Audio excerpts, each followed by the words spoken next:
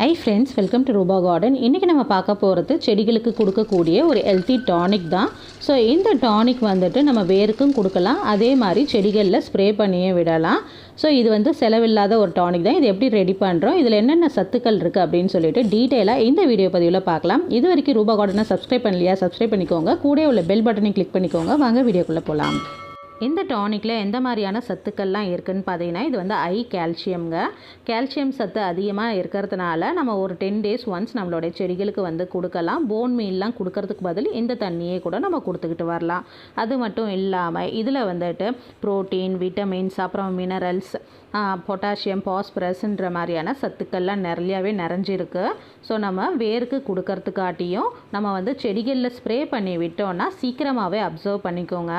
ஏன்னு பார்த்தீங்கன்னா, நம்ம செடிகளில் வந்து ஸ்ப்ரே பண்ணி விடும்போது ஒரு 2 மணி நேரத்துலேருந்து 4 மணி நேரம்குள்ளே அது ஆக்டிவேட் ஆகி வேலை செய்ய ஆரம்பிச்சிடும். இதுவே நம்ம வேருக்கு கொடுக்கும்போது கொஞ்சம் லேட் ஆகுங்க, அவ்வளோதான். மற்றபடி வந்து நீங்கள் வேருக்கும் கொடுக்கலாம், ஸ்ப்ரே பண்ணியே விடலாம்.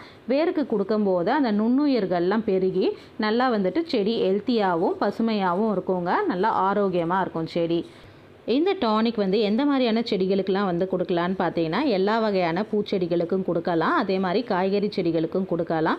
மெயினாக வந்து தக்காளி செடிகளுக்கு வந்து கொடுக்கும்போது நல்லா வந்து ஒரு கால்சியம் ரிச்ங்க. ஸோ நம்மளுக்கு வந்துட்டு அந்த தக்காளியில் வந்துட்டு ப்ரௌன் கலராக ஒரு ஸ்பாட்டாக இருக்கும் இல்லையா பாட்டமில், அந்த மாதிரி பிரச்சனையெல்லாம் வராமல் இதை ஸ்ப்ரே பண்ணிட்டு வரும்போது நம்மளுக்கு இருக்குங்க. ஸோ இது வந்துட்டு நம்மளுக்கு ரெகுலராக வீட்டில் கிடைக்குமான்னு தெரில, பட் நம்ம வந்து இது கிடைக்கும் போது செடிகளுக்கு கண்டிப்பாக வந்து யூஸ் பண்ணலாங்க. சரி, இந்த லிக்விடை எப்படி ரெடி பண்ணுறது அப்படின்னு சொல்லிட்டு பார்க்கலாம். ஸோ இந்த லிக்விட் வந்துட்டு ஆஸ் யூஷுவல் நம்ம வீட்டில் வந்துட்டு பன்னீர் செய்கிறோம் இல்லையா, பன்னீர் பாலாடை கட்டி வந்து செய்யும்போது அதில் வந்து மீறக்கூடிய தண்ணி தாங்க இது. இந்த தண்ணியை வந்து நம்ம ஃபுட்டில் வந்து யூஸ் பண்ணிக்கலாம். நம்மளுக்கு மனுஷனுக்கு ரொம்பவே வந்துட்டு ஹை ப்ரோட்டீன், கால்சியம்ங்கிறது. ஸோ சப்போஸ் நம்ம வீட்டில் வந்து அதிகப்படியாக இருக்குன்னா நம்ம வீட்டில் இருக்கக்கூடிய செடிகளுக்கும் வந்து பயன்படுத்திக்கலாம். சப்போஸ் நீங்கள் பன்னீர்லாம் செய்ய மாட்டிங்கன்னா நம்ம வீட்டில் வந்துட்டு என்றைக்கா ஒரு நாள் வந்து பால் வந்து திரிஞ்சு போயிடும், வீணாக போயிடும் பாருங்கள். ஸோ அந்த பாலை வந்துட்டு நம்ம வந்து செடிகளுக்கு வந்து பயன்படுத்திக்கலாம்.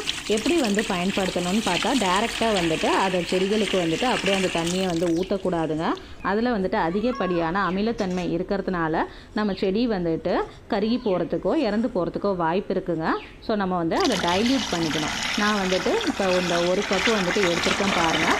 இந்த 1 கப்பு அந்த தண்ணிக்கு வந்துட்டு 2 பங்கு வந்து தண்ணி வச்சுக்கிறேன். நீங்கள் 1:3 வச்சுக்கலாம், இல்லை 4 வச்சுக்கலாம், 5 வச்சுக்கலாம். கண்டிப்பாக ஆனால் டைல்யூட் பண்ணி தான் யூஸ் பண்ணணும், அப்படியே வந்து யூஸ் பண்ணக்கூடாது.